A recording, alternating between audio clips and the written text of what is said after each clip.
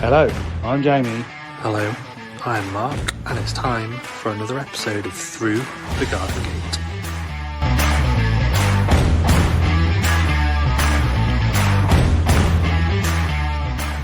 Ladies and gentlemen, boys and girls, and everything in between, it's Tuesday night, it's 7:30, it's time for another episode of Through the Garden Gate. Good evening. And for the first time in a long while, my dad has got a cold drink, not a hot drink. That's because it's been 30 odd degrees. And we don't want to boil. No. We're cooling down and rehydrating, which is the best thing to do. Yes, Stay it is. cool. There's Jamie. Will it actually let us? Yeah, let's hope we can have Jamie in Yeah, for the first let's time in hope. 3 weeks. Of course it will. Nice and easy. Why didn't it let us do this last week? I don't know. That must be hot in there. No, it's cooled down now. It's cooled down. Yeah, but still must be quite warm because they're just like a lunchbox, aren't they? Yeah, but we've got windows open either end, so there's draft coming through it now. Oh, right. It's gone all grey. Oh, no, ain't got none of that. Still beautiful. Still says it's Hope we'll have. 25 here. Lovely temperature after. It's probably about 23, 22. Dad, That's Jenny's nice. got a thunderstorm. Jenny's got a thunderstorm in Rutland. Ah, no, ain't got nothing. We You said haven't about got rain nothing. earlier. It hasn't rained here for a good week. They said we were going to get some at about 6 o'clock, but it seemed to be very close because the temperature dropped, but we never got the rain. Oh, right. So, yeah, it really cooled down. Oh, we've still got lovely blue skies. If I turn it around and show you out the window, it's grey over there. Turn it around. Jimmy, we've got some progress. We've got some orange. Mm. Yeah, I've seen it. Very good, isn't it? And Jamie, we've got the rainbow the other side now. Yeah, I saw that last week. Yeah, we've got it this side now. Yeah. So it's both Oh, ends. Last week we had it there. This week we have it here. It's very colourful now. And then the wall behind us is going to be orange as well. Nice and bright. Through the garden gate orange. Yeah. As you were saying last week, your hat will blend in. Yep, I had my orange hat on. Yeah. It's a good job so that you have no hat on. massive storms in parts of the country, but not here, not where you are. I've not heard a storm like this for years. Wow. Mm. Good job that ain't going on, otherwise we'd have struggled to hear. You will, with the rain patterning on the top of that. Hi, Joe. Then, I hope it isn't coming in Saxby or Norfolk. Nah, we never get the rubbish, brother. No, the last time that we had like a thunderstorm was like about a year ago. It's a good memory. I always have some good memory. You remember the things you shouldn't and the things you should you don't.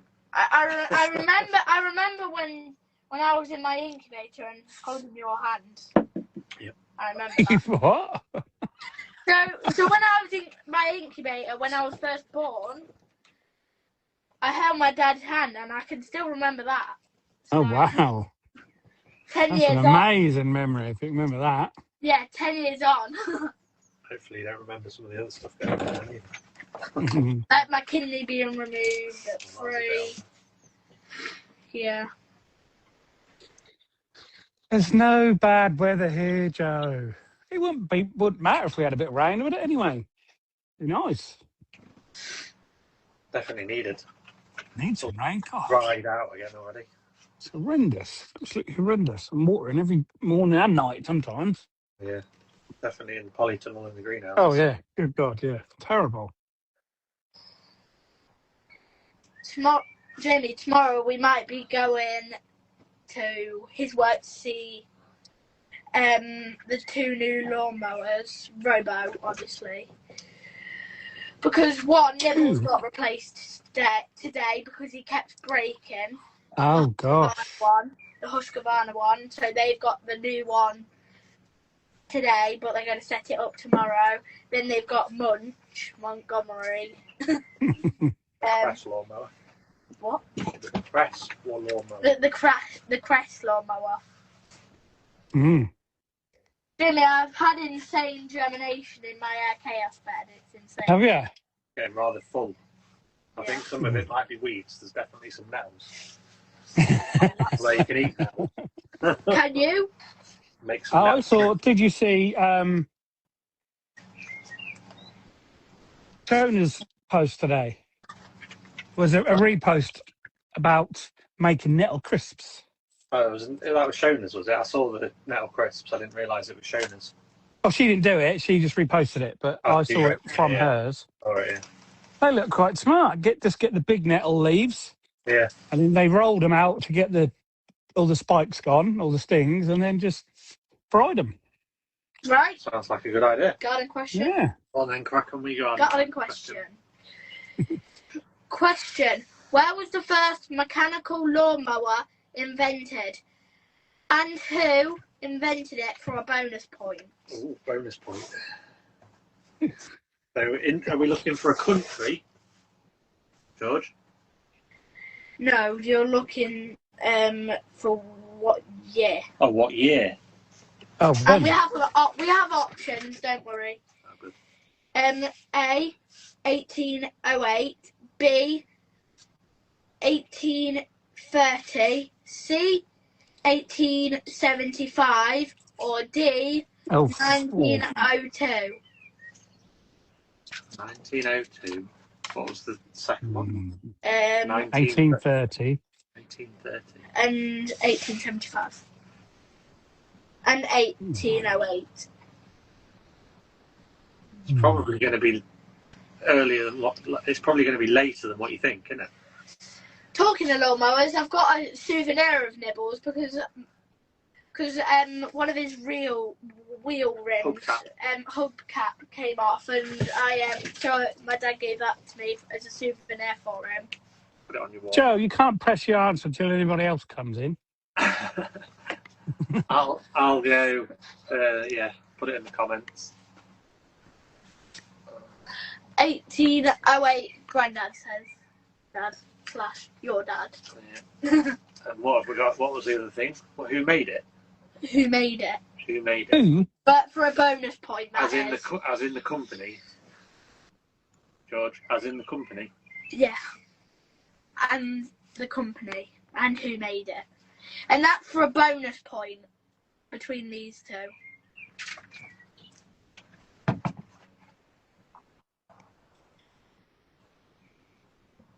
Person, not a company. It's a year and a company, not a person. No, your mum just said person. Person. Oh, well. No, the person. Oh, okay. So I'll change that. The person then. Oh, I remember that now. I forgot. The person. God, I'm even going to get person. I've got one. It's a person, not a company. You, Wally. All right, Mum. There's a lot to type. As I said, as Daddy said at the start, I remember things that I don't. I remember things That you shouldn't. that I shouldn't, and I remember things that I don't. Right, ready? 1, 2, 3. I've done mine ages ago. Oh, okay. So I've gone 1875 Robert Louis Stevenson, and Jamie's gone Mr. Flymo. 1875. 1875. So we've both gone the same year, but we've gone different people. Mr. Flymo. And the answer is B, 1830, and it was invented by Edwin Beard Budding. I've got my first 2 points. Not the first 2. Well, 2 points. Jamie, yeah, because none of you got them. No, One. You've got that's the question. You don't get 2 points. You don't get a Yeah, bonus. one. Dad, I got, but you didn't get the bonus point, and I didn't get the question, so bam. You make up the rules. You do what you like. Yeah, it's my gardening question. So me and Jamie, me and you were tied. Just Mum. Isn't True. These are just guessing questions, aren't they? It's not ones that we could know. Yeah. Well, we have to because at the start of the year you were just getting them all the time. And we were getting them wrong, to be fair. Get them wrong, more like we still are. I'll just get one then. 1830. That's a long time ago. That's nearly 200 years ago. Mm. I was going all around, like when cars were around, I think, rather than not petrol powered, I guess. Yeah. Oh no, that wouldn't have been petrol powered, would it? That would have been. I guess the right. Yeah, I get a point. Yeah, you get a point if you just guess the year. Well done, Joe. That would have been scythes before that. Yeah. I wonder what the first one looked like. Wow. Pair of set shares. Yeah. On a little rotating cam thing. Yeah, we had it based on lawnmowers because we might be coming to see them tomorrow. So, yeah. Right. Bath time.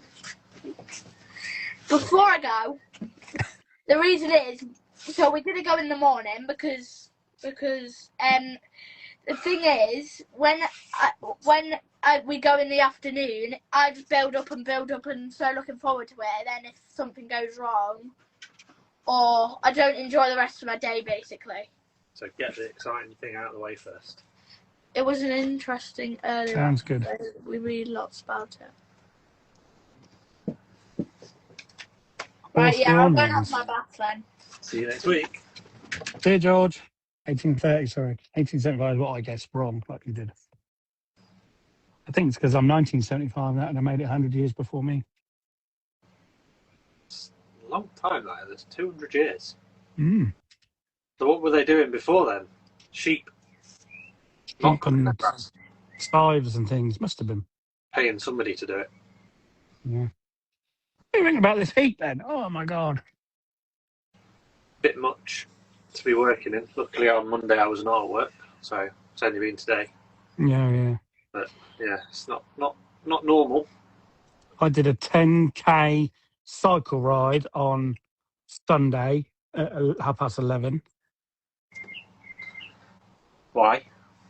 for charity. It was a 10K run through the village and round up the fields. But Teresa was going on, said she'd do it on a horse. Easy. I saw a little cycle next to you then. Oh my God, it was hot. So hot. Unbearably hot. Oh, it's horrible. It's not flat either, is it? Around your village, it's up and down. Well, it was up. As soon as you go up into the fields, it was up and down and sand and gravel and God knows what. So were you following the other people that were running them? Oh yeah, there was 100 people running. Getting fast times as well, some of them. Wow. Yeah, silly people. Yeah. I planted all my tomatoes out in the greenhouse. That's the main thing. With your string? With my string. I need to do mine. I keep forgetting to do it. Like getting to the right size now after being slow. Yeah. Eating. But I've got some that are not as big as yours, but probably half the size of yours. Mine aren't amazing this year, to be honest. They've got a bit of height. They're probably a foot, but they're a bit spindly. Yeah. I think I've kept them in the two smaller pots for too long, possibly. Maybe. But they'll soon catch up and do all right. I think once they're in the ground, they'll soon shoot up, won't they? I've got loads, absolutely loads. Way too many. Again. Always got too many. Yeah. So I've got that greenhouse ready. That looked nice, didn't it? When I sort all that out, it was really good. What a transformation. I know. How long did that take you? Not that long. It weren't that bad, to be honest. Once I'd picked up all the rubbish and crap from compost bags and stuff from potting over the last, couple of 3 months, it weren't too bad. Bit of weeding and then that was it. Bag of bark on the path and then a few wheelbarrows around the beds. Have you got I've got sunflower in. Oh, what? New metal edging around it as well. That'll look fresh. No, that's not. No, it's last year's. That's not metal. It's like a thick rubbery plastic. Okay. About 150, but it just hammers into the ground with some pegs. Oh, that's good. I weren't going to pay about 500 quid for metal edging, so I paid about 30 quid for that. Good tip. But it was all right. It worked. Well, it looked tidy. Yeah. Defines the areas nicely. That's the main thing. Just now got to do the other one this weekend coming for all the chilies and aubergines. How many smarty plants have you got spare then? I don't know, 50. 3 times what you planted. I planted 23, I think, and I've got another 23 exactly the same because I do the same inside and out every year. And then I've got loads. I just don't. If I've got 10 seeds, I just sow 10 seeds. I don't keep them. Well, you get problems like mine. I took some sunflowers and some beans out of the polytunnel because it was so hot in there and I could see them wilting. They were on my swing bench. Took them out, put them outside the polytunnel, gave them a good watering to hopefully revive them. Came back down about 3 hours later and the mice had bloody had them. Not already. Yeah. So I'd have been better off leaving them to boil. Oh, God. Steph had literally said in the morning, they look amazing. Look how good those beans are. I was like, yeah, there's about 3 now. Oh, no, because I took all mine out there the other day and put them on the side bench. I ain't been round to see them today. Hopefully they're not all been munched. I thought it was, because on my cold frame, I had a load of kohlrabi and kale, and I thought that the pigeons had been at it. But I put some netting over it, and the next day they'd all been completely finished off as well. So that would be a mouse as well. Ooh. I got a hungry mouse. What do you do? I'd be devastated, absolutely devastated. I don't know what to do. Like, you don't want to catch them because they're just out in the wild. Mm-hmm. I mean, if it's in your polytunnel, maybe, but how many are there? That's the thing. You could catch 5, and there's another 5, 10, whatever. Yeah, I don't really like catching them, but you can get humane traps, can't you? And then go and take them, relocate them somewhere. 10 miles away. Take them for a little drive. Yeah. I don't think mouse-proof your allotment, can you? No, I don't think so, no. It's not like you can put a copper thing around your pots. Stop a mouse. Not leaving cheese out from trying to distract them. Yeah. Why not? That might work. I think we got a bit of thunder then. Half a pound of bloody cheddar every night. Get them so fat and then they won't be able to climb the chicken Yeah, exactly. Jenny said, I think the rodents are going for the lush stems. Yeah, because they're all juicy, aren't they? Yeah, interestingly, there was 2 different types of sunflower and it only ate one type. The one with the purple stem it didn't go for, which is bizarre. Yeah. Annoyingly, they weren't eating it. They were just chewing them off. I mean, all of the stems were left behind. So I bet they're sucking the moisture out of them. Don't like that. They must be sucking the moisture out. Maybe. Wow. Maybe I don't know. Plenty of water around, see if they'll I'm drink. going to go and check mine, I think, when we finish, see if mine will... There's about, I don't know, God knows how many different types of beans, about 6 or 7 different types of beans and sunflowers and everything there. I took out the other day. Exactly the same reason, because they looked like they were wilting. Yeah. Hopefully they're not chewed up then. Yeah, fingers crossed, be gutted. Oh dear. Right, enough of that us.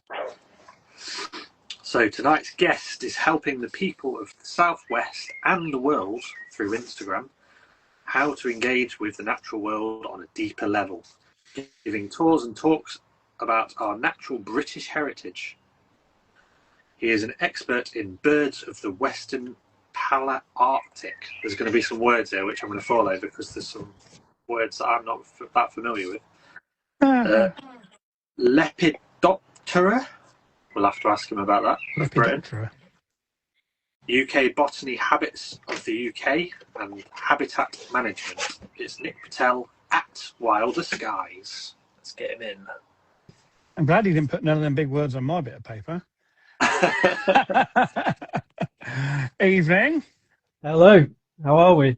Yeah, not bad. Mark's Can you guys hear me? Yeah, yeah. I was worried. I was worried my Wi-Fi wasn't going to work because it's been sat in the sunshine. So Oh, yeah, about 40 degrees sunshine in the window. So but as long as you guys can hear me. We can. yeah, yeah. Oh, I had the same with my phone yesterday. I was in the greenhouse and my phone, I was listening to the podcast and my phone turned off. And he went, too hot, of a big thermometer on the top of it. It's My phones are ridiculous. telling us. Oh, it's been crazy, isn't it? It's too hot for me. But Awful. yeah. I've seen people sunbathing and I'm thinking, oh, I couldn't even do that in that temperature if I was on holiday, you know, with a pool and a beer and everything. Not let alone No. in your garden with no pool to keep jumping in and out of. It's different, isn't it? It's definitely different when you're on holiday. I don't know. It just feels a lot more dangerous in this country, doesn't it? Oh yeah, it feels like it burns. Mm. I even put sun cream on when I went on that bike ride the other day. Factor 50 all over my head because normally I get sunstroke quite easy because there's no hair there to protect me. Why you need your hat on.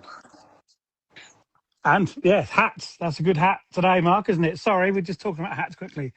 That hat I got you for your birthday last year. Brilliant Hat thing. fans. That's what everybody needs in this weather. It's got a big rim on it with 2 solar fans on it which blow through the rim down your face. Awesome bit of kit. Everybody needs one in this weather. Amazing. Yeah, really good. Right, wow. Tell us all about you then. Where do we start? Oh my God. Maybe tell us what these words Mark was trying to pronounce are to start with. Yeah. So, well, the thing is there's going to be so much stuff that you guys love and know and talk about that I've no idea. Basically, birds of the Western Palearctic, however you say it, is basically just the chunk of North Africa, Western Europe, Scandinavia. So a lot of people sort of refer to the birds of that region as sort of the main bulk of birds that we see here in the UK. So Yeah. migrating or resident here. Yeah, so it's just a slightly larger region than just Europe. And Lepidoptera is butterflies and moths. So that is something I'm quite passionate about. But really, just to put it simply, it's just birds, butterflies, and wildflowers. So It's a good mixture.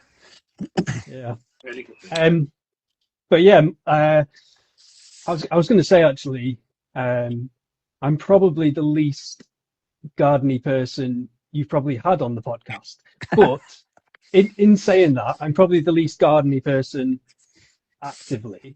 But I'm very passionate about gardens on the wildlife side of things and bringing people into nature through gardens. So hopefully I've got something to add. Yeah.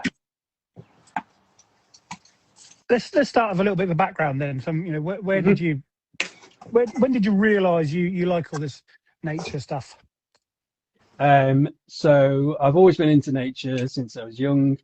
And when we were little, because we grew up in Lancashire, and my parents used to take us to the Lake District quite a lot. That's mostly where I found my love of nature and birds. And then studied ecology and conservation, and worked on various nature reserves. And I've always been into birding, and I've just always loved showing people wildlife in the way that it can sort of bring about their interest in nature. So at the moment, I run a nature tours business here in Somerset, and my main aim is just to get people outside and appreciating our nature so that we've got a bigger, stronger amount of people to help with the conservation causes that we're sort of facing at the moment. I think everyone really is into nature deep down. I think a lot of people just aren't as exposed to it or don't know what's out there. So especially in terms of protecting nature and people being aware of what's out there, I think it's important to be able to show people what's on our doorstep. Yeah, I think you say most people are into nature in some way. Of course they are, because everybody walks down the street and goes, "Oh, that's nice, that's pretty," or "Look at that bird." So there is somewhere in some everybody, isn't there? Yeah, I think it's just coaxing out that bit of people to sort of reconnect them with nature again, to sort of realize that we are nature, that we need nature. And I guess that's what a lot of it comes down to gardening as well, you know, utilizing gardens for our own well-being or for growing stuff. It's not us and nature, it's one and the same. So yeah. Yeah, definitely. Excuse me. So one thing I just want to mention quickly, because we should be, or maybe we shouldn't be doing it at the moment. I've got maybe different views other people have about no mow May. Yeah. What do you think about no mow May? So I think it's really good. I think it's like a few other things, like the big garden bird watch. I think a lot of it is about exposure and getting people into the idea and thinking more about wildlife in the garden. I think a lot of it depends on what sort of garden you've got, what sort of soil you've got, whether you're trying to embrace a meadow habitat or whatever. I think it's really good. I think some people could definitely do more than just no mow May. I think some people maybe necessarily don't need to do it, and I think it's definitely just about people raising an awareness of turning off to doing so much in the garden, and particularly just constantly mowing over and over and over again. I think mowing in general, someone with a lawn, with just a square lawn and nothing else, I just find it a bit bizarre. And obviously this has come down over the last few hundred years of this idea of looking tidy and beautiful and picturesque, but I think we almost need a bit of a shift in mindset to sort of retrain our brain to go, actually, the less we do, the better it'll be. So yeah, no mow May, I think it's great. I think ultimately it's more about just getting people to allow some of those flowers to return to their grasses, to let them appreciate the nature side of things, and then hopefully they'll want to do more other things as well as that. I understand what you're saying. I completely agree with, if people are doing no mow May, they're concentrating, they're listening to what people are saying, they're doing it, and maybe seeing things, some more wildlife in the garden. But it's when they do it, and on the 1st of June, they go bang, back down to 20 mil grass again. What does that do for what's moved in that month? That's what I'm trying to say. Yeah, so obviously it can seem quite brutal. And in a way, for a lot of wildlife that has that no mow May, it can be quite brutal. But it's better than if it was mown completely before then. You know, if no one did anything at all. You could argue that having that one mow is going to allow some of those shorter turf wildflowers to thrive a bit more, particularly if their their lawn is very grass dominant. You could argue that it could be just the right time. I mean, some meadows in the wild, some nature reserves, they cut their meadows as early as July. They give it a proper good hay cut in July just to stop some of those grasses from dominating. So it still would have a real big positive just doing that one no mow May and then cutting it. At least you're allowing some of the insects to come in and thrive, some of the wildflowers. But I think the idea of no mow May should be more of a think about wildlife, think about, it doesn't have to be a meadow, it doesn't have to be no mow May, it can just be encouraging wild patches in the corner, it could be having a pond or something. I think it should just be about going about your summer gardening activities with a little bit more wild. Yeah, I think everyone, if you want a lawn, or you need a lawn for kids, dogs, etc., yeah, have a lawn. But I think I leave that side near my fence long. So it's not very big, but my whole garden's not very big, to be honest. So I leave a patch all the way up, and that's left all the time. I think doing that is better than doing the whole garden, but leave it all year. Personally, I mean, it's obviously very difficult if you rent as well. I mean, we rent, so we can't do a meadow lawn. We only have a small front garden. So what we do is try and put an emphasis on pots and a little bit in the corner, like you say. So there are other ways of doing it. So it doesn't have to be no mow May, leave a lawn.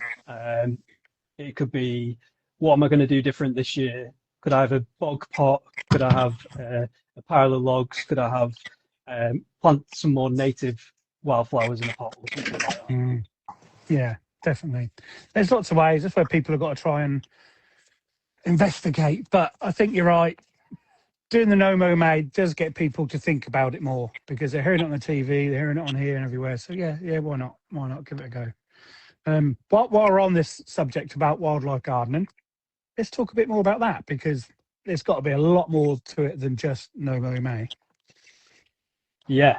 For me, what excites me about gardens and wildlife is I see gardens as potential mini nature reserves. So I think if anyone did any little bit to encourage wild habitat into their garden, which could then be an extension of habitat further afield or a corridor of habitat between different gardens, you're essentially creating a really good bit of extra habitat to the countryside or urban habitats. So wildlife gardening is really important. And I think if you think of it as just one garden or a small garden, it might not seem like much, but for the amount of people who have gardens or have the ability to do something wild, that is a big potential. I mean, we talk about farms obviously having the biggest potential to help nature in the UK because they take up the most space, but actually gardens are a lot of space as well. And if everyone just did a little bit for wildlife, and it doesn't have to be much. It could just be having a little pond. It could just be even having a little tub of water, or just a little wild patch. The main thing is corridors. You can get people to join the dots, whether that's connecting habitat from one part of the countryside to another, or connecting the habitat between gardens in a more natural, wild sense. Then that's really key. So the whole word corridors, does it mean, to say you've got a row of 10 gardens, do you want to try and carry on the same species of plants and flowers from one to another, or is that me reading it wrong? No. I mean, it doesn't necessarily have to be, but I think it's important to have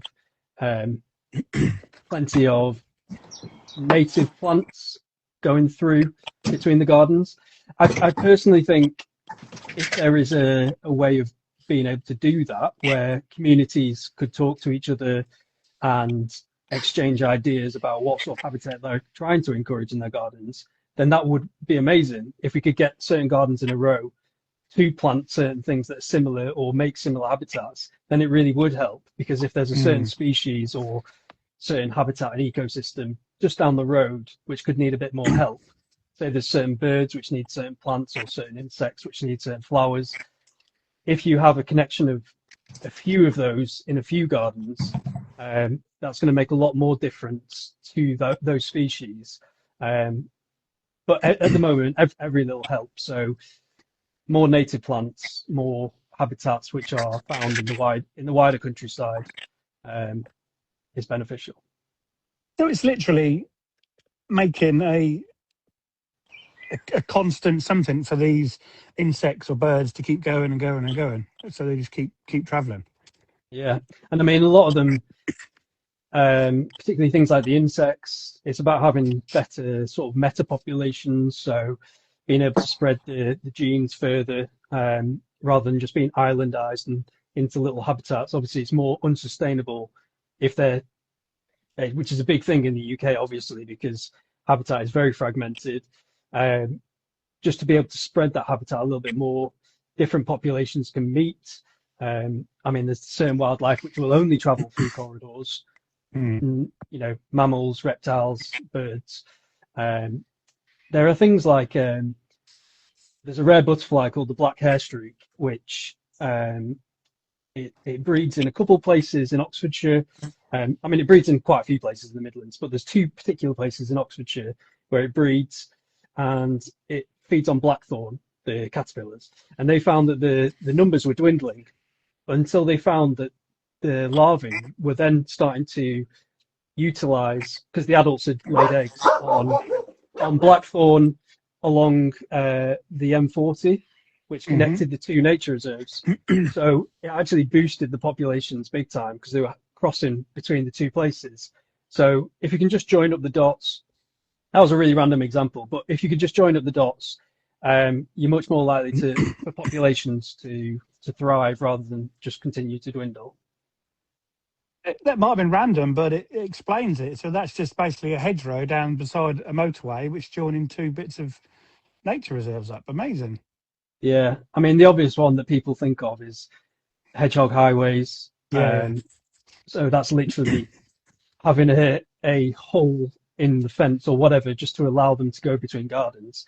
But it makes sense, like coming back to the gardening side of things, if you can let in hedgehogs, if you can let in slow worms and frogs and stuff, natural pest control, these are actually quite macro things, which if you didn't have an open corridor, they wouldn't be able to get through. No, nothing. I was at, well, a couple of weeks ago now, because I'm a beekeeper and I was called out. Somebody asked if I could go and collect a swarm from a front garden. Wow. And while the swarm was doing their thing, going into the hive, I sat down with a man who lived in the house. And I said, "What's that hole in the gate for?" And he said, "Oh, it's for the hedgehog highway." I said, "I've got one going out the back gate and then out the back fence and then through. There's only two or three of them, other houses that agreed to do it, but they've done it." And he said, "We see them all the time." Yeah, it's if you think about it, wildlife doesn't see the fences or particularly, if it's a bird or whatever, and it's got great habitat a mile away, great habitat a mile in the other direction, it's much more likely to move between the two or grow in population if it can utilize the space in between. I mean, this certainly is no dig at gardeners or gardens, but we've created habitats over the last couple of centuries. We've created habitats which aren't habitats. We've planted up loads of things which aren't as usable by native species. I mean, there are a lot of ornamental species that can still be used by wildlife, obviously, but the more native plants that can go into a garden to recreate just a tiny bit of native habitat, things are more likely to spread. Because otherwise, it's just it's not so much a dead zone, but it's a no-go zone in between, and that can be a real barrier for wildlife. So, are we talking about farming and thing when they've got just a monoculture of 50 acres of one thing? And yeah, well, I suppose when the insects come into that, they go, "Where do I go now? Turn around and go back?" Yeah, definitely. It's surprising how little wildlife can thrive in such a green area, and I think the whole idea of green, it's slowly changing, but we really need to change that idea of what is green rather than what is a monoculture, arable field. Some of those really intensive farm fields can be more of a desert than, say, a car park or something.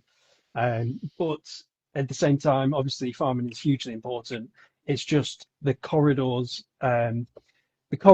between fields or the wildlife in and out of those fields needs to be much healthier, much more biodiverse, and ultimately, obviously, I won't go into the depth of it, but ultimately, we do need wildlife for farming, whether that's pest control or just the sustainability and the life of a farm relies on nature as well. Yeah, Greg just said in the comments a few minutes ago about farm clusters, and I live basically next to several farm fields, and last year I noticed, I think it's because it's in a scheme and the government paid them to do it, but all the way around every field, they've put 3, I think it's, I don't know, maybe 5 metre different strips of wildflowers. I can only remember one. One was a red clover, which looked beautiful, and then the other one was a purple something Yeah. and something else. But this year, Celia. they've not really come back. Some of them have, but there's a lot of grass there now. Yeah. So I know what they're going to do in a few weeks. They're going to go and spray the whole lot off and rotate in. Yeah. I mean, those little crimson clovers are Yeah. stunning. Beautiful things. And those sort of cover crops and those sort of legumes are actually really good for wildlife as well. Not just the pollinators; they can be really good for insects in general because legumes and vetches are really good food plant for a lot of larvae. So that they're really, really good highways. But yeah, the subsidies need to be way better. And the cluster group thing is, like you say, it's transferable, whether it's farms or gardens. I think just the more people we can have talking to each other, the better. I think when people see that their neighbours are doing other things that they admire or that they want to make a change as well, they get more of a sort of positive buzz off it. Certainly near me in Bath and Bristol, there are some really good community projects which get streets. A little shout out to Sarah from Front Gardens for Wildlife. She does a project where it invites people along the street to come out and look at people's gardens, see what they're doing for wildlife, see that it's actually doable. And then it can also be tidy and beautiful as well, which is the main thing, because I think people think when you create a garden for wildlife, it means it's not beautiful, it's not tidy, it's taking away yeah, and it doesn't have to be that way at all. You know, there are wildflowers which are beautiful. There are ways of having a mini meadow and still having a beautiful path through it. I think it's about doing it your way, and that's the fun of it, wildlife gardening, because you can still have it your way and still make it as beautiful as you want. It's just having fun with it. Well, I think it's hard to make even a mini meadow. I did one a few years ago. Well, 3 years ago, I attempted it. Didn't work. Luckily, I was gifted the seed by a company on here. Didn't work. Grass took over it. So the next year, I tried a no dig version, and I literally had the grass off. I put cardboard, the worst, mankiest old soil I could find, and it come up. It was the best thing I've ever seen in my life. And you wouldn't see the amount of people that commented said it's amazing. Yeah. But this year, it's just oxeye daisies, and that's it. Nothing else now. So it's hard to keep it going. Yeah, having a really rich wildflower meadow is a really it takes a lot of energy, and you really have to be on top of it if you want to keep the grasses away. You've also got to be on the right sort of soil, or you're just going to end up having to add loads of calcium to it or whatever. But I think it's also important that having a really good meadow doesn't have to look the same for everyone. You could have a classic wildflower meadow and it'd be really colourful, and that's beautiful in its own right. But there are a lot of wildflowers which are really good for wildlife, which maybe aren't as beautiful. And also, it's important that if you're on a soil type which isn't good for growing low nutrient wildflowers, a lot of grasses and other plants which might come up instead of wildflowers are still going to be really important for wildlife. Grasses can be food plants for still a lot of butterflies. Grasses are great for grasshoppers and crickets and things. Still good habitat for bees and whatever. It might not be as beautiful, but if you're certainly looking to attract wildlife to your garden, it could still have a lot of value. Maybe having a little bit of that plus some nice flowering plants on the side could still be beneficial. I mean, it comes back to the sort of side of things where it's how we perceive things visually as opposed to what's valuable to nature.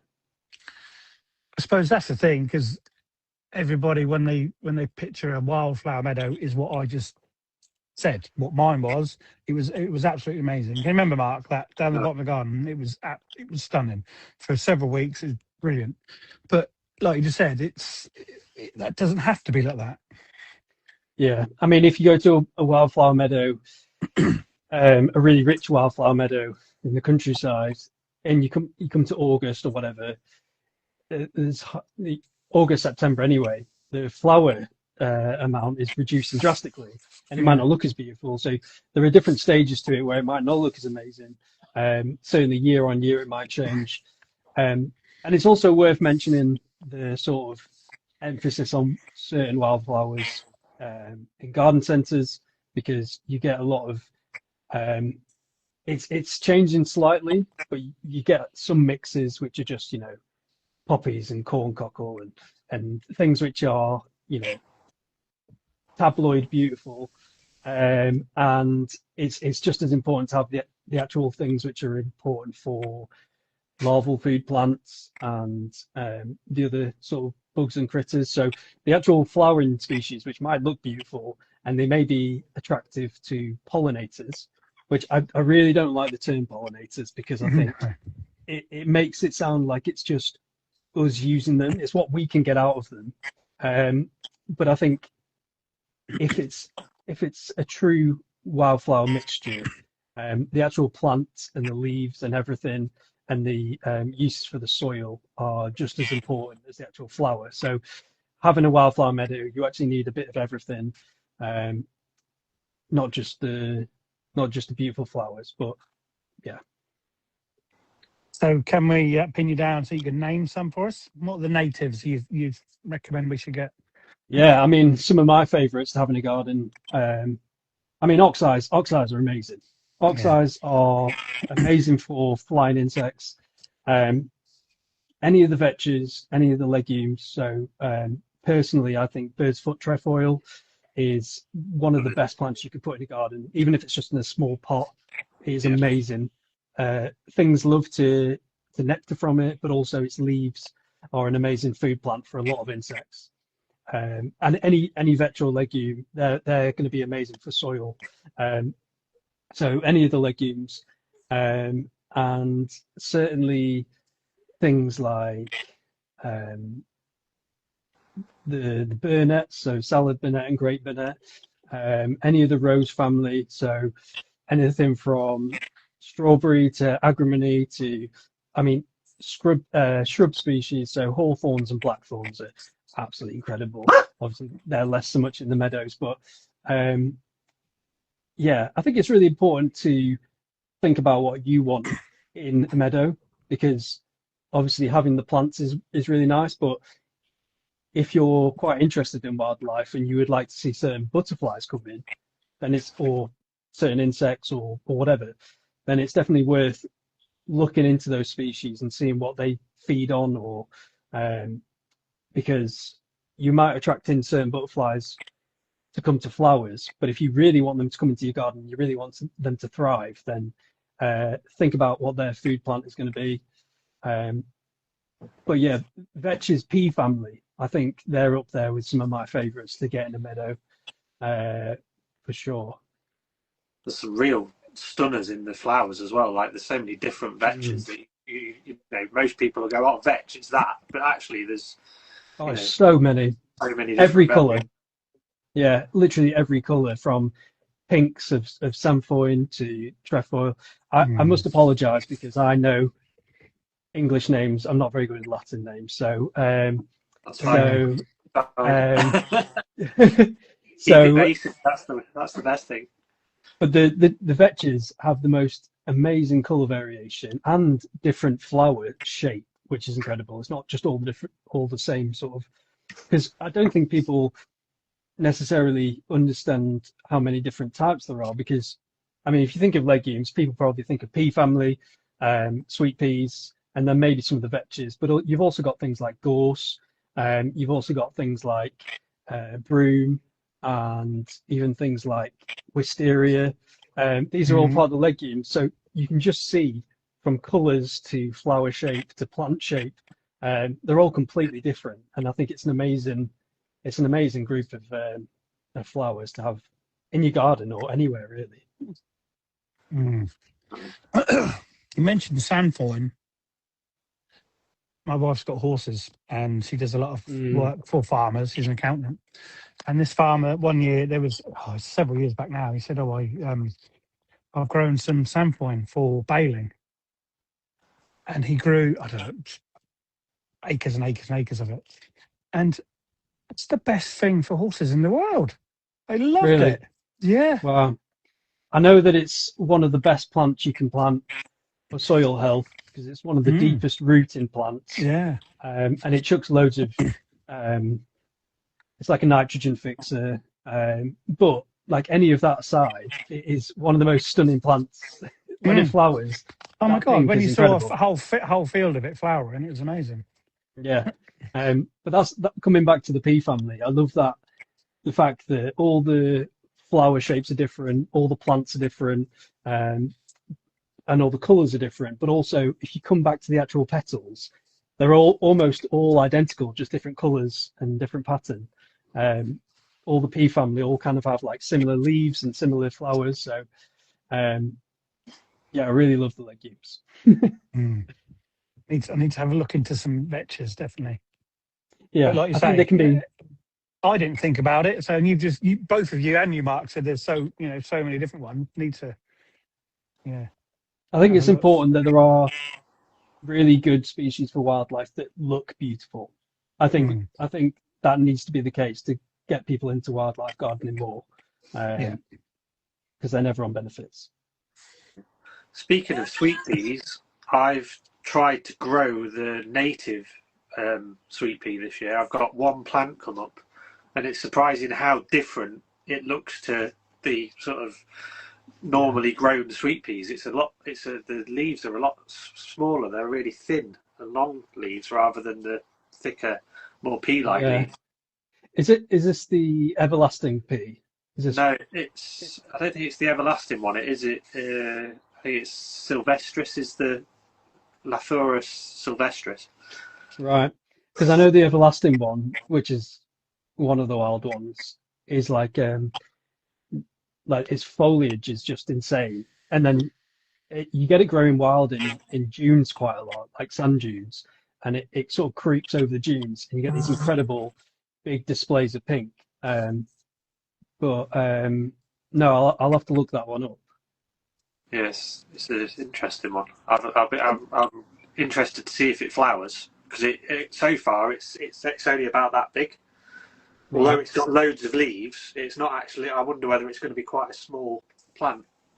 Yeah, I guess like a lot of wild versions of ornamental things, it's pre-cultivation for yield, isn't it? So it's not going to be as big and flamboyant as what we've made things. So yeah, I can remember you talking about that growing that last year, Mark. Yeah, I sowed it in the autumn, so it's just started germinating now. Wow, that's taken a while.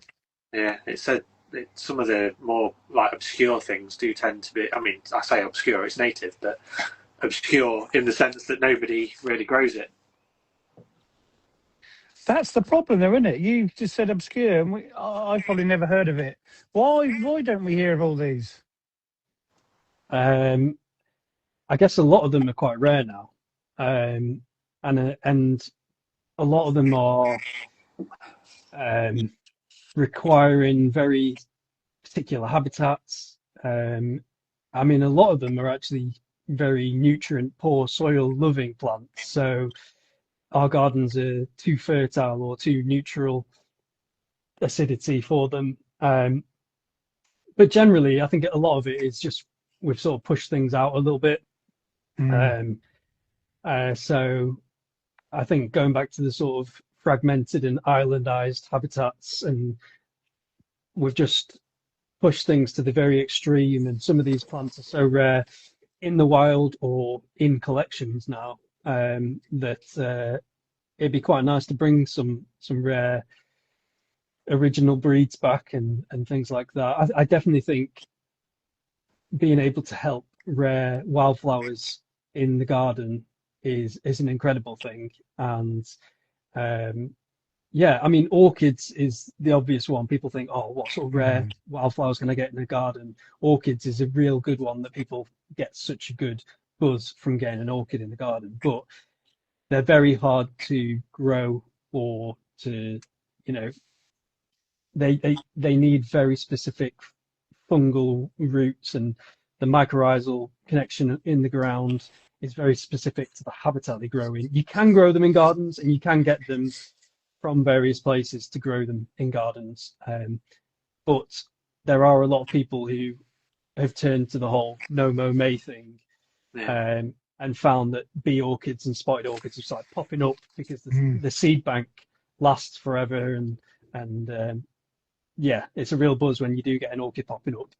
Yeah, I Mark had did. some at work. We noticed some leaves, and I had a garden designer in, and he said, "I just don't mow that patch because I think that's an orchid." So we left this patch, and come sort of June, July, it was just this. It's the really damp end of the lawn, Right. so it's really moist, and yeah, all these bee orchids just sprouted, and it was Amazing. absolutely stunning.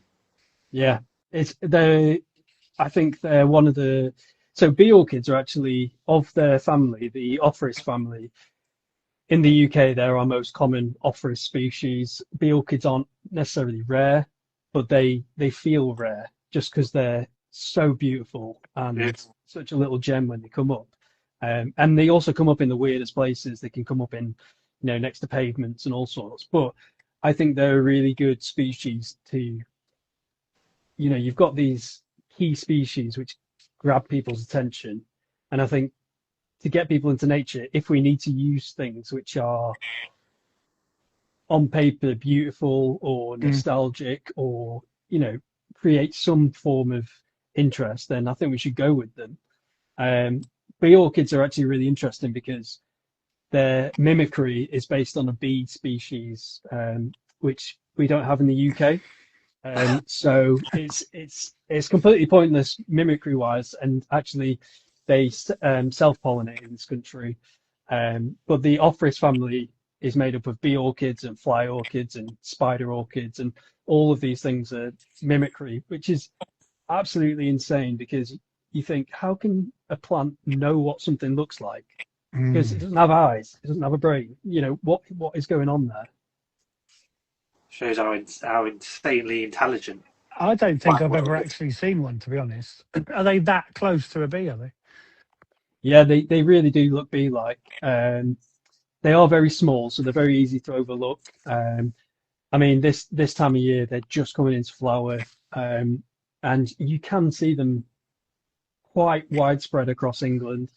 The best places to look are literally just actually urban and suburban places can be quite good places to look for them, particularly road verges, some grassy verges near car parks and things. They actually just will come up anywhere, and if the council or whoever has let that bit of verge go for a month or two, you're likely to see them come up, and they are stunning. They're really beautiful. I will keep an eye out for those. Just you just mentioned councils, and on my little list that I've got that you very kindly prepared for me earlier, it's just about urban gardening. Let me just urban nature. That's what you said. We're quite rural here, but obviously everybody isn't. So there's not many urban places. There's a garden, or there's a green, or there's a wood, or there's a verge, or a field. But when you get into cities, it must be so much harder if the councils don't do anything. Yeah, I mean, some of the best places in towns and cities are the places that have actually been let go. Some of the best places for wildflowers and insects are brownfield habitat in towns and cities. Sometimes, well, I grew up in Lancashire, where some of the old mills, where some of them which hadn't been demolished yet or were just left to go to ruin, you'd see so many things coming up in the cracks, and because it's quite a stony, nutrient poor sort of substrate, you get all these trefoils and all kinds of things coming up, and it'd be some of the most rich wildflower and habitat in the area. So I think there is wildlife to be found in towns and cities. I think the habitats that gardens in towns and cities can provide has an incredible potential. And as we were saying, some areas, rural areas, big estates, big farming areas can have hardly any wildlife. So towns and cities definitely have a big part to play in the future. And there's a big potential because there's so many people. And there's a big thing at the moment where if you want to see wildlife or connect with wildlife, you have to go to the countryside. But I think it's just because there is a lot of wildlife in towns and cities as well. It's just very different. It looks different. It's in different places, but it is there to be seen. I think it just needs more education and exposure to what it looks like. And then it also comes down to things like chemicals and the use of pesticides and herbicides, because things like pavements and alleyways and things like that, believe it or not, can also be amazing habitats if a little bit of greenery can be left to grow. All it could be is a school kid walking down a pavement, seeing a ladybird or something, which could spark an interest in nature. So yeah, the potential's massive. You just touched on pesticides and herbicides and things there. One of the worst things I hate seeing is where you get the councils have a quad bike with a sprayer on the back, going doing all the footpaths, and it goes into the grass by about 8 or 9 inches, and it's just this brown patch all the way along. It's just horrendous. Yeah, it's awful, and the stuff that's coming out more and more about the human impact of chemicals is just staggering. And you know what? I understand maintenance of pathways and verges for safety, for maintenance. If you don't want things crumbling, you don't want to have to repair infrastructure, but we're just so over the top with having things tidy, and it's having such an effect on nature, but also us. So yeah, it's just time to switch that around. But what else they do though? The councils obviously do it, and that's what they've done for the last God knows how long. How do you educate the council, the government? Yeah, it's definitely not the people's fault who are doing it. No, that's their job. It needs to come from the top. It needs it needs more funding for better training, for better education, for more ecology-led training for people who are maintaining roadsides and things, to be shown which bits to do what and where, and what important species might be where, what things could thrive if they left something. A lot of people are just out there to do a job, and they're just doing something because that's what they always do, or because they're being told to do that. If they were told to do something different, and it was slightly different from more of an ecology stance, then it would be the same, but some things would benefit a bit more. I think it just needs to come from more funding, more training, and then also, I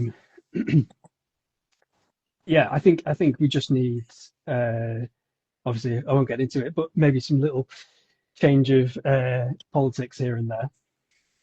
No, get into it if you want to. Yeah, we just need better funding. We need more subsidies all round, but we need more, we can't expect everyone to care. And if we have to make people do things a certain way to allow nature to thrive, then people need to be paid to do it. So, the money has to come. It needs to change. Definitely, yeah. While we're talking about chemicals and things, decline in insects and butterflies over the last so many years, massive, isn't it? Oh, it's scary. One of the biggest reasons for bird decline is insect loss, but some of the numbers are really scary. So it's not just things are going down, it's things are going down 80-90% decrease and in the last 30, 40 years. So, you know, another 10 years goes by, we're looking at so many localized extinctions. So it's a real case of we need to do things right now. But that comes back to the gardening side of things. You can do so many little things in gardens to really bring back insects, and it doesn't have to be the big flamboyant stuff. As little as people enjoy it, it also means bringing back, you know, the flies, the midges, the stuff. You know, having a little bog pond, a little bog pot to attract some flies is so important for birds that are feeding on insects this time of year. A bit of grass for caterpillars to thrive in. Ultimately, climate change is having a big impact as well. You know, weird extreme weather is awful for insects. Obviously, butterflies is a big one. Things like extreme heat in the summer. Yes, sunshine is great for butterflies flying around, but if it dries their food plant to a crisp, it's not great. Yeah. So I think we need to do as much as we can, whether that's environmental things or habitat-wise, to bring back insects, because we bring back the plant life, we bring back the insects, and that's the bottom of the food chain, and then everything will follow from there. But we really need to do stuff right now. So the main thing is habitat. Habitat, native plants, things like blackthorn and hawthorn, willows, not the most beautiful, sexy plants to have in your garden, but just even having a blackthorn or a hawthorn attracts so many larvae of all different insects, which is great for those species in themselves. But obviously, this time of year, there's tons of birds looking for caterpillars to feed their young. They need to get that from somewhere. Native plants, a little bit of mess, and a little bit of a pond. Those sort of three things. Yeah, and less chemicals. Certainly less pesticide. Yeah, horrendous. So when somebody says, "Oh, my little garden ain't going to make a difference," it is. And I mean, even if you put out, like I keep mentioning it, but if you put out a little tub, I mean, it looks gross and it's not what you want. But even if that little tub just became green and mosquitoes came out of it, you know, those mosquitoes might go up into the sky, and then swifts and swallows might feed on them. So yeah, your tiny, it could be someone's balcony. You could have a Birdfoot trefoil in a pot on a balcony. Who knows? You might even get a common blue flying down to that Birdfoot trefoil. It really is as simple as just the smallest things could do the biggest things, and we just need everyone to do a little bit. It doesn't mean turning your garden into a mess or full of things that you don't want. And ultimately, all those little things that you might think of as horrible little bugs, the more natural, the more wild you make it, there's always going to be more pest control coming in exactly to control those little things. So it will work itself out eventually. Yeah, it's just the things like a friend of mine is growing vegetables for the first time this year, and I gave him some broad bean plants, I don't know, probably a couple of months back, and he said, "Oh, there's black aphids all over the top, but I'm going to spray them." And I said, "Don't spray them, just wait, give it time.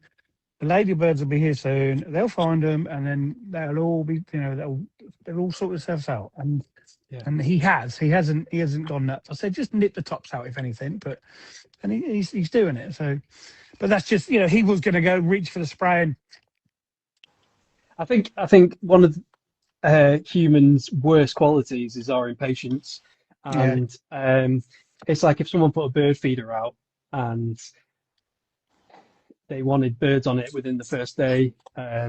Things do take time, you know, bird boxes, things are going to take a while for things to get used to it.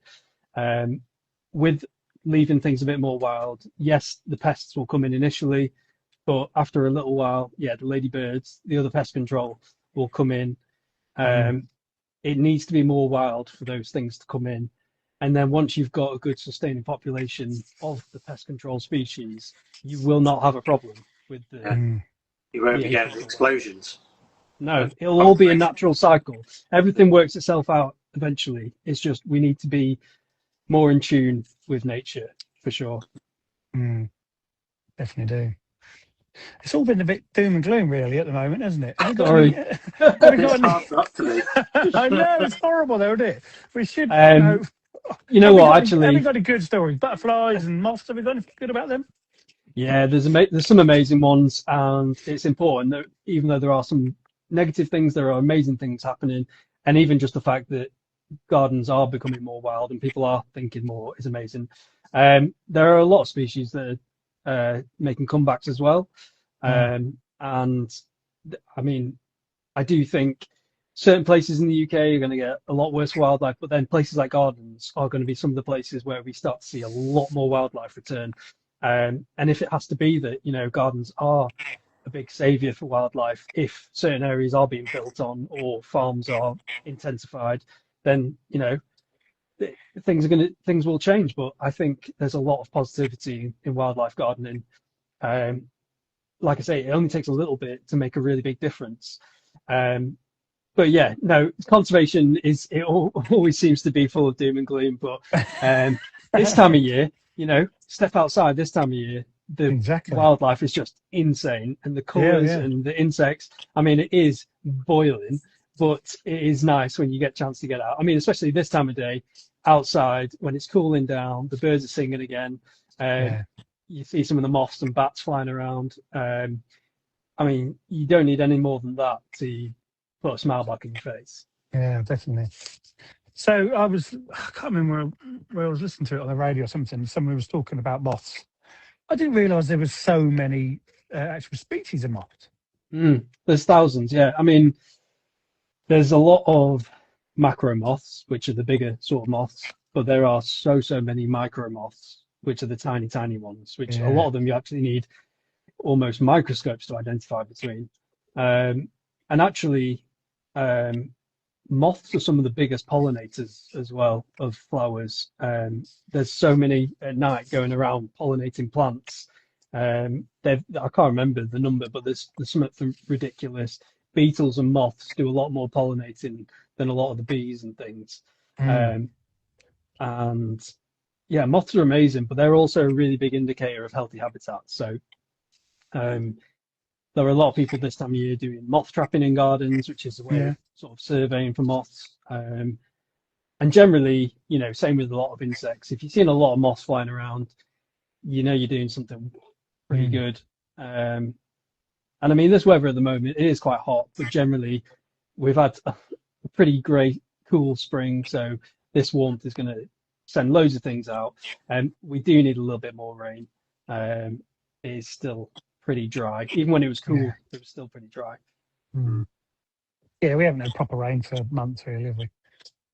Not consistent, anyway. We've had a lot more than last year, because the meadow at work last year was quite brown by this point, and it probably never grew above that. Whereas this year, it's double that already because of how much moisture we've had, and it's being cooler. Oh, wow. Yeah, it's interesting. I was looking at the hawthorn the other day because last week, before it started getting hot, it was quite windy, and I noticed a lot of the flowers, the blossom was falling, and I wonder if that's going to have an impact on the berries in autumn, whether there'll be enough pollination of the flowers, because last year the berries were insane, blackthorns and hawthorns, the colours are incredible, and obviously it's great for migrant birds, but it'll be interesting because it was a really good blackthorn blossom this year, and the hawthorn has been really good, but it just had a little bit more wind and cool to it. But yeah, it's definitely not been as a long spell of warm weather as last year. No. Last year, the fruit was just for everything. There was so much on everything. It was amazing last year.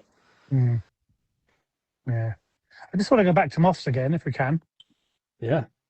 There's two I think most gardeners want to see.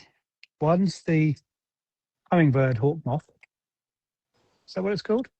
Yeah. Hummingbird, yeah. The one with the big old proboscis. Yeah. And the other one I saw 2 years ago was in my greenhouse. What's it called? The big pink one. Elephant. Elephant hawk moth. Yeah. Elephant hawk moth, yeah. Yeah. I mean, they are both actually relatively common species. one of them, the elephant hawk moth, people just don't see as much because they're nocturnal.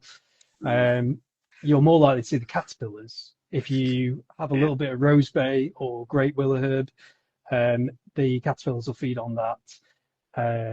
The adults will come to things like honeysuckles and fuchsias and things, but in the evening. And obviously, if you do a moth trap, they're one of the more common hawk moths you can get in a garden. So if you do a moth trap in your garden, you may get one this time of year.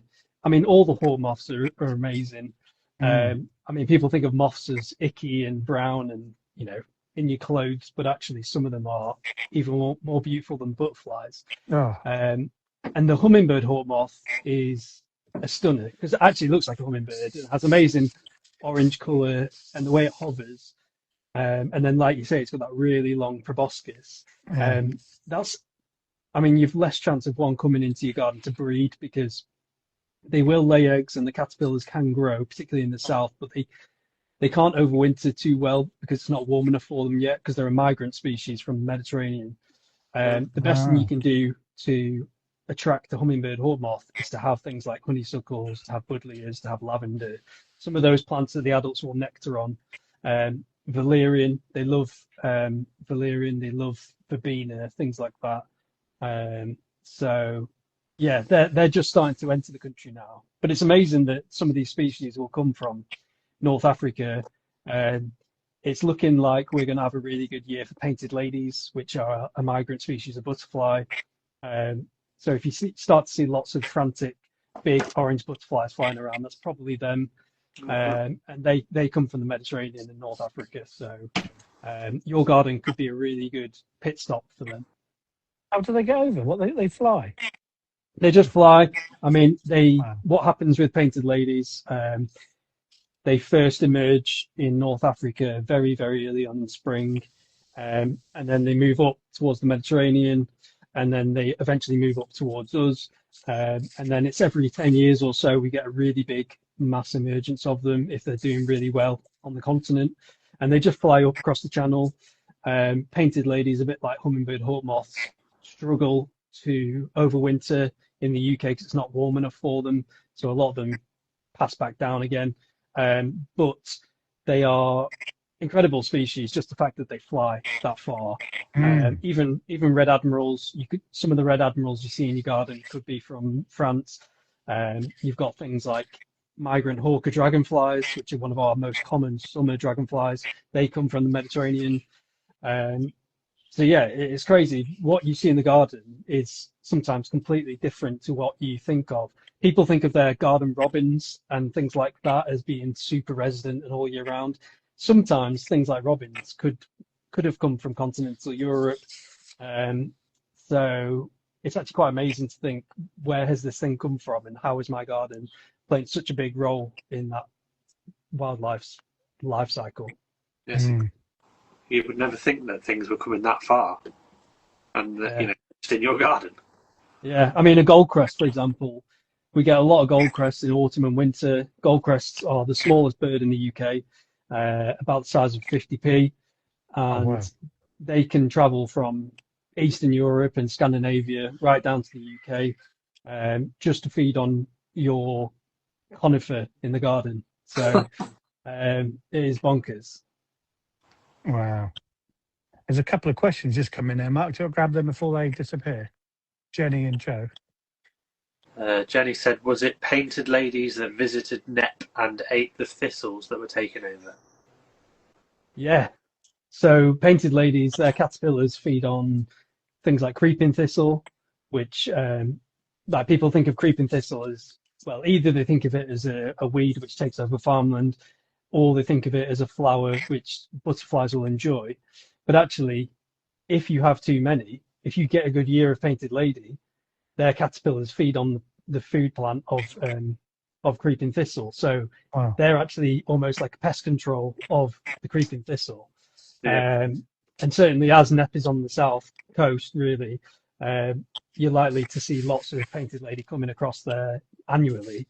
So yeah, another good reason to not use pesticides, because they'll sort out your weeds and stuff.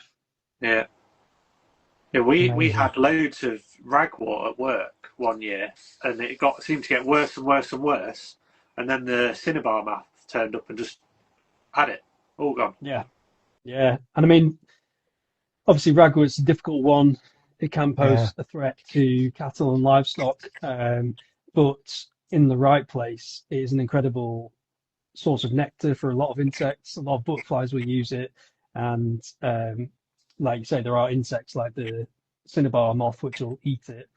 Um, I think it's one of those where if it is bad in a certain area, then it does need getting rid of. But Yeah.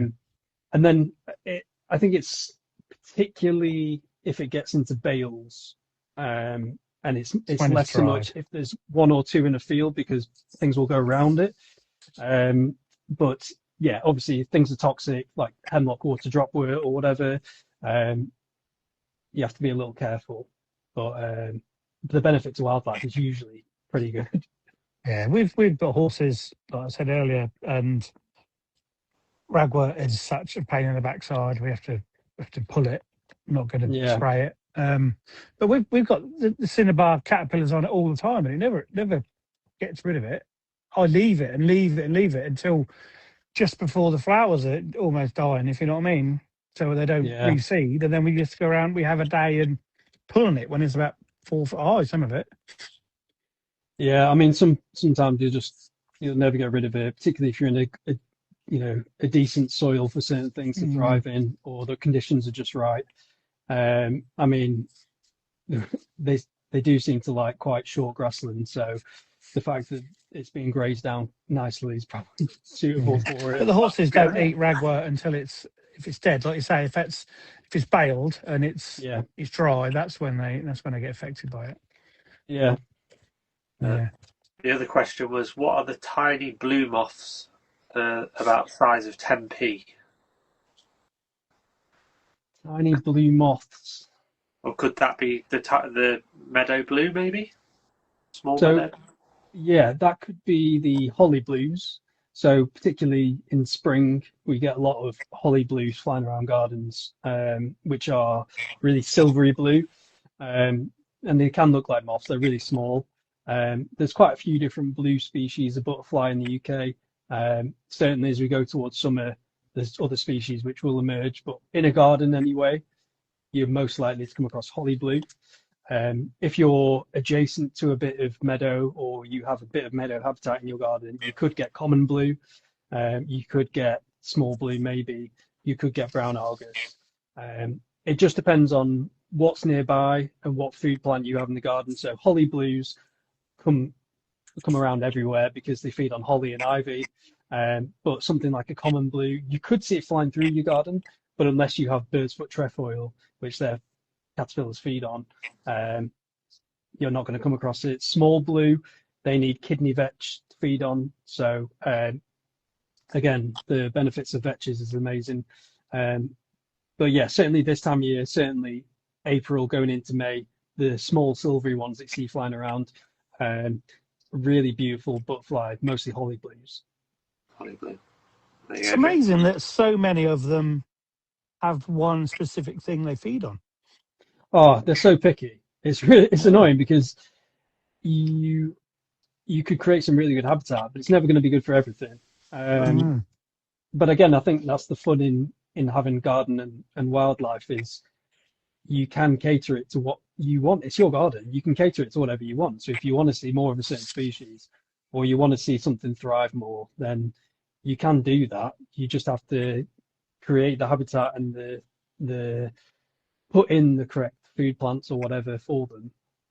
And that's quite exciting, you know, if you've never had anything along the lines of what you would want in the garden, and then Mm. you do get it, particularly if it's something which has flown in from quite a way away, because butterflies will travel to find new territories. So if you create the right habitat and they turn up, or you know a bird turns up in your garden that you were expecting but had never seen it before in your garden, that's always really exciting, Right. and that really gives you the buzz to keep on doing it.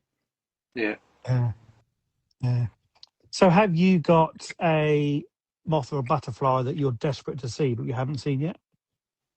Well, So we do have a nice patch of kidney vetch in the front garden, which we planted. So kidney vetch, do you guys know kidney vetch? I'm not sure if you know the English name. So kidney vetch is like, Mark, you know it. Yeah. Yeah, so it's like a ball of loads of different yellow vetch flowers. It's basically related to trefoils, and it's basically the only food plant for small blue butterflies. We don't necessarily have small blue right next to us where we are. I mean, we're very rural, but they are probably a mile or two away. And if we had the right winds and we had a good year and they wanted to travel a little bit, if one turned up and it just happened to lay eggs, that'd be incredible. I have had weirder things turn up in the garden insect-wise, so I think that's the exciting thing about wildlife gardening is being able to create a mini nature reserve and really doing your bit to help something thrive.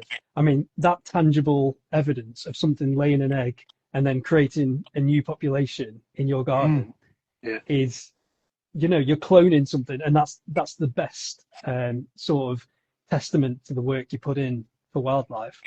So yeah, small blue would be up there for me. I mean, kidney vetch is one of my favorite vetches in general, but if one did turn up, that would be absolutely amazing. We've got garlic mustard in the garden at the moment, which is obviously a weed, but it's an amazing brassica for insects. Jack by the hedge, you might know it as. Garlic mustard is the food plant for orange tip butterflies, the white ones with the orange on the ends. Yeah, lovely.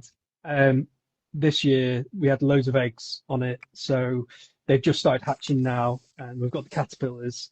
So I mean, that's one of the best ways to connect with nature, is having things which have life cycles that you can watch in the garden, whether it's nests and eggs or food plants and insects growing on them. So yeah, that's pretty special. But I'll take a small blue. That'd be amazing.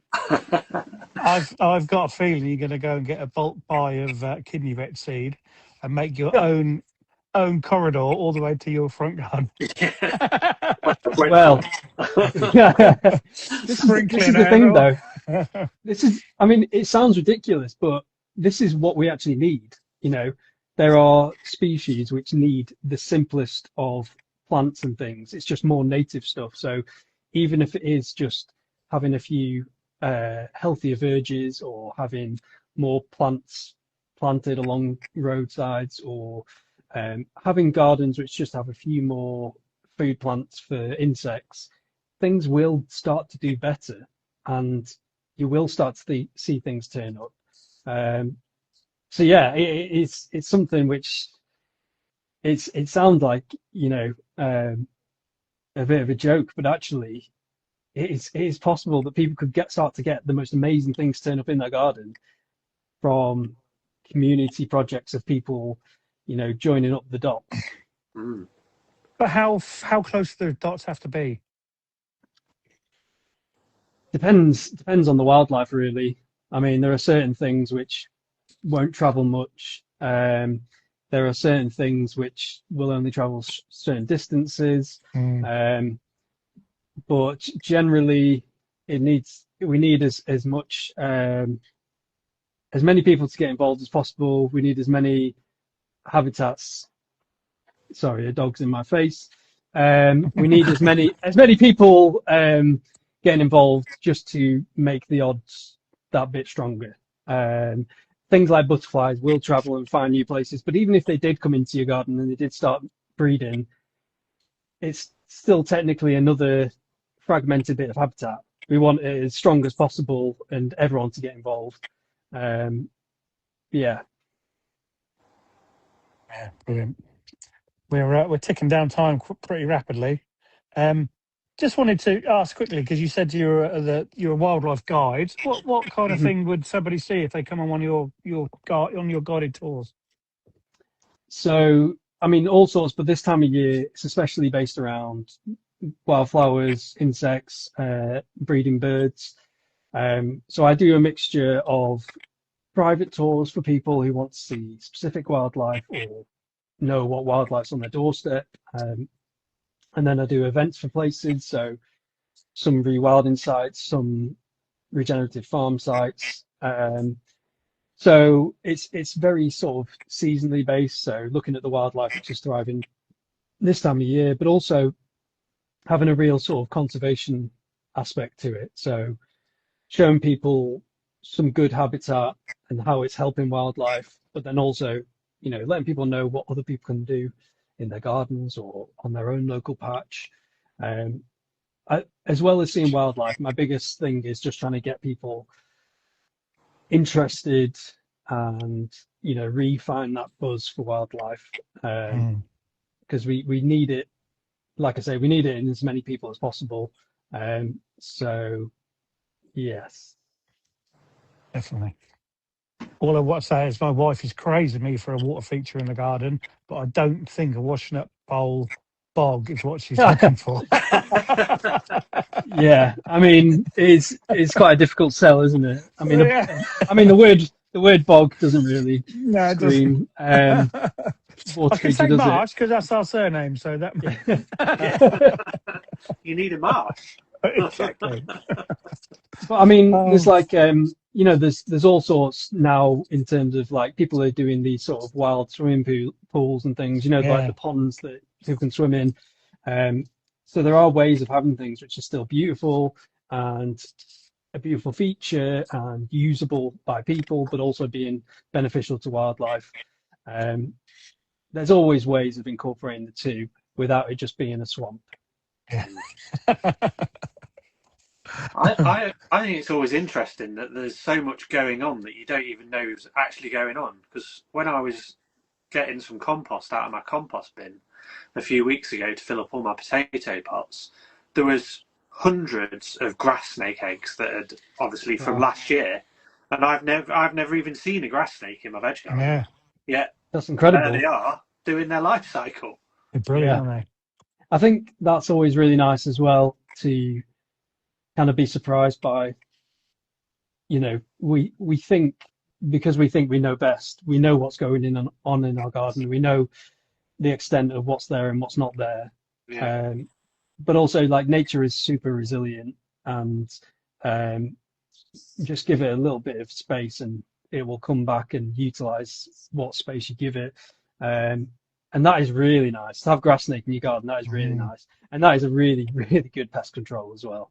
And also for anyone who's thinking, snakes, grass snakes are completely harmless and they're really beautiful as well. Oh, they're amazing. We got them on our muck heap, same thing, eggs in there. And I think when the farmer came to take it away last year, there was about 8 grass snakes. The biggest one was at least 1 metre long, and they just went their own way. Absolutely beautiful thing. Yeah, incredible. Yeah, really, really nice. Well, it's that time, Mark, I think. If you've got a few more minutes, Nick, we've got a bit of a lightning round of questions for you. Yeah, go for it. I was looking forward to this bit. So, first one, flowers or edibles? That's the question, is it? Yeah, flowers or edibles? Flowers. Flowers. Good choice. Beach or forest? Forest. Forest. It's got to be. Well done. 10 points. Go to emoji. Do you want a reason for these or just the answer? No? You can give a reason if you like. Give reason if you want. What was that one? Go to emoji. It's like that leafy one that looks like a fern. Oh yeah, like 5 leaflets. Yeah. A good one. If you could only have one snack for the rest of your life, what would it be? Snack. Probably a chicken wrap. Nice. Oh. That's more like a meal. Yeah, it is. It is, but I will always give that answer to anything foodie. If it was something small, then probably, this is going to sound really middle class, but it's not. I just pan of chocolate. I don't know why. Oh, lovely. Just explain your chicken wrap then. Surely it's not just a wrap with some chicken in.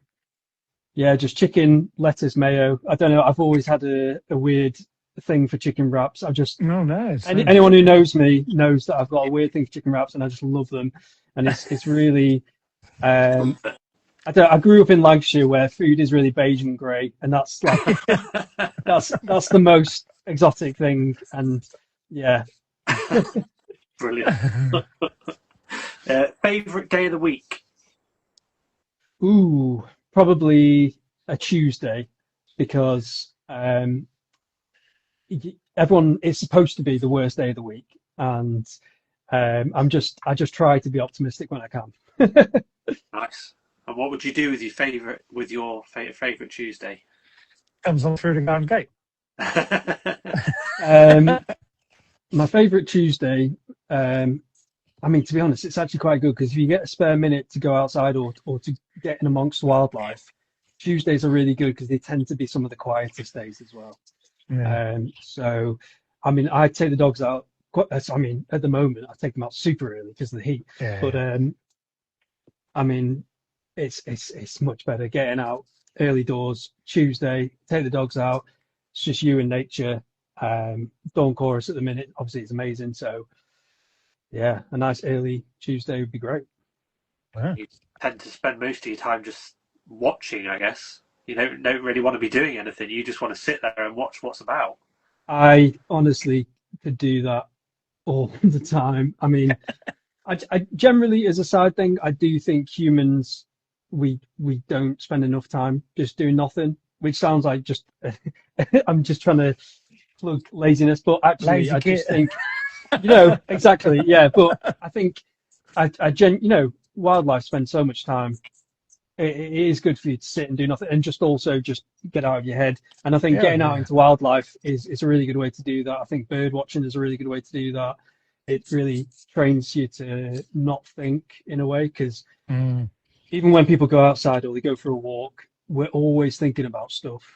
And this is why I do think a lot of people will go out for a walk and not see as much wildlife because even if they are looking around, they're still in their head. They're still talking to someone next to them. So just being able to have time to switch off from your brain, I think, is a really good thing. Really hard because most people think doing nothing is sitting there. Yeah. scrolling. Yeah. Next one. Favorite season? Autumn. Autumn is my favorite season. It's an amazing time for bird life on the move, but also I just love it when. So I love this time of year when everything's really vibrant and the wildlife is heaving. But I find July and August a little bit, everything sort of blurs out a little bit. And then autumn, like I really feel like the textures come back and the colours are amazing. So, and those sort of first crisp mornings, I think can't beat them. That's special. Mm. If you could make one thing from the natural world disappear, what would it be? Probably horseflies. Oh, fair enough. Awful things. What would you guys say?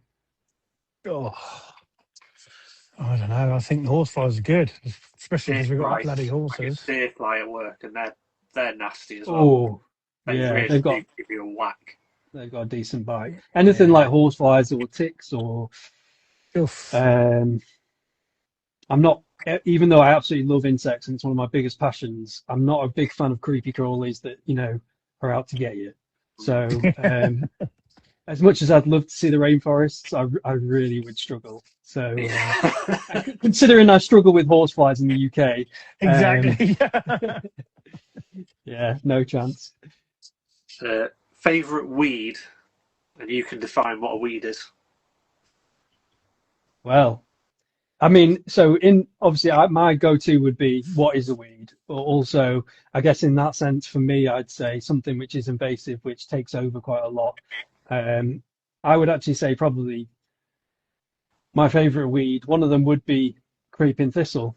So those really aggressive farmy thistles, the really small ones with the sort of lilac flowers, they are amazing for insects. And if you want to see certain butterflies, they're often some of the first things they'll come to. So yeah, thistles in general. I love thistles in general. I think again, similar to vetches, they have amazing variety of colour and sizes and shape and everything. Yeah. The thing with thistles, I wish they'd just pause when they flower rather than go into seed, because once they go to seed, they look bloody awful. Tell me about it. Yeah, and then they spread super quickly as well. Yeah, and they're everywhere. Oh. Today's favourite plant. So now you can have the good one. Kidney vetch. Kidney vetch. Yeah, either kidney vetch, or if I was to say something different, I would say a fly orchid. Nice. Which is like a really, really tiny orchid. Again, like a bee orchid, it's meant to look like a certain type of fly. Super minuscule and only found in very specific sort of chalky lime habitats. Brilliant. Oh. If your plants could talk, what would they say about you?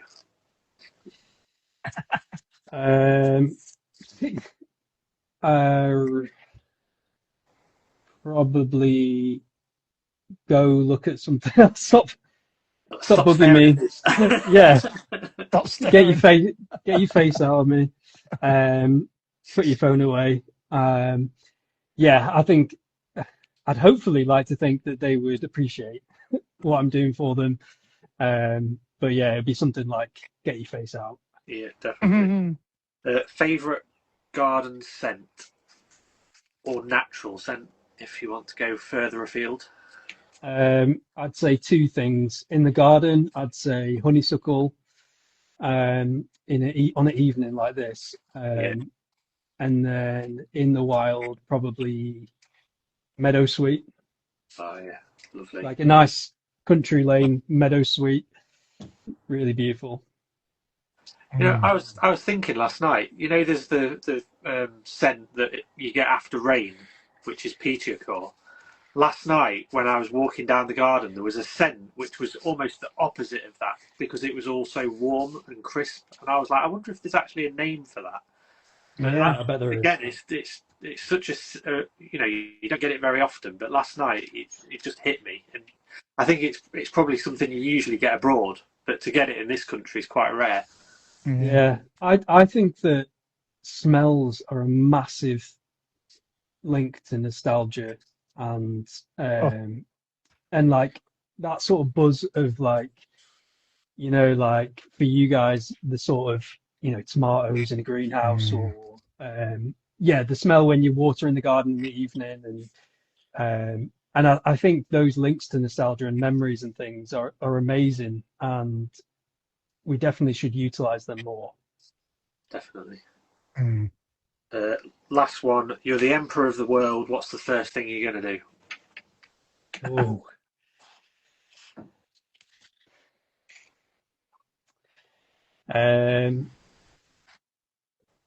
I'd probably make it mandatory. Okay, this is quite a soft one considering I'm the emperor of the world, but I'd probably make it mandatory to, if you're renting somewhere, you have to have a less mown lawn than a mown lawn.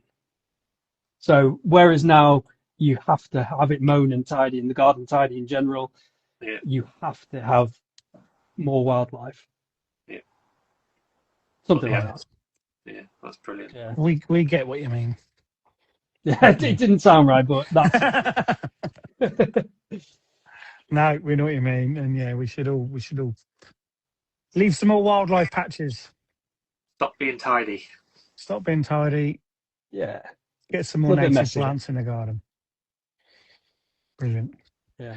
Excellent, Nick. Thank you so much. Thank you so much for having me. I think it's been we really could have fun. kept going and go. We didn't even touch on birds or anything else. Not really, but maybe another time. We'll get you back. I mean, people are probably thinking, you know, anyone who tunes in is probably going to think, wow, this has nothing to do with gardens. But hopefully, if I can just, if I can get anyone to think a little bit more about some of the wild plants and things you could have in a garden, then yeah, I'd be happy. So thank you for having me. Really appreciate it. So welcome. Brilliant. Get your time. Thank you so much. Thanks. Cheers, guys. Cheers. Mate. See you later. Bye. Bye. Oh, amazing. Yeah. See, I think it's nice to get different people on. Not to always have the same thing, and to get people that are doing different things and have got a different. Oh, good God, yeah, definitely. If we could all bring a bit more nature into the gardens, it's only going to benefit. Yeah. Don't take a lot, it sounds like, does it? But then you get the people who say, oh, my little tiny garden, there's no point. But there is, because it makes that corridor. We all need to have like a little pot collection of weeds. They'd be easy to look after. Joins up the dots. Yeah. Yeah, I mean, native weeds are going to grow a hell of a lot better than something that doesn't want to grow here. Yeah. So, yeah, the more of that, the better. Maybe you can list all the native plants that Nick mentioned when you put it on the podcast.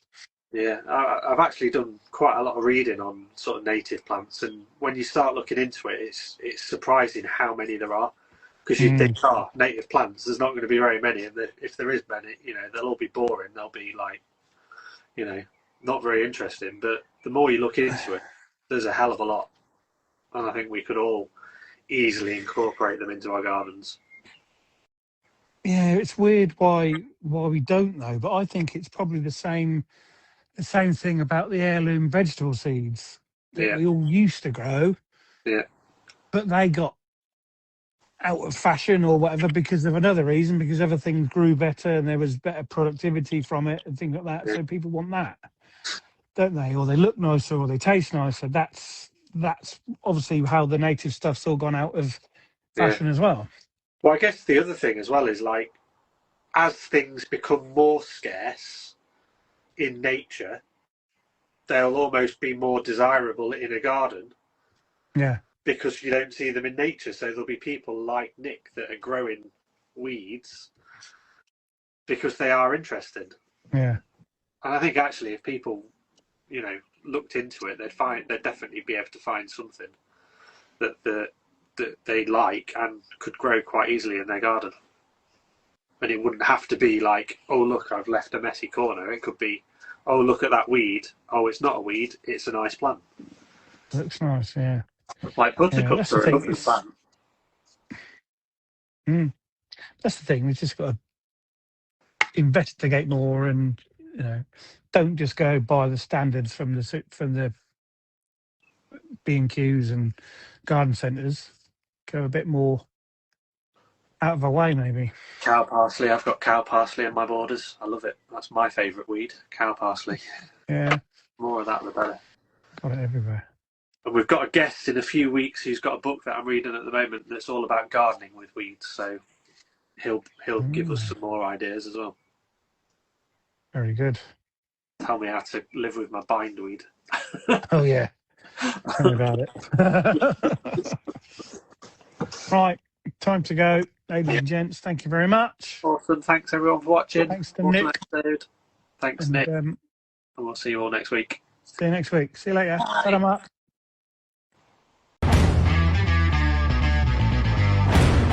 Thank you for listening to Through the Garden Gate.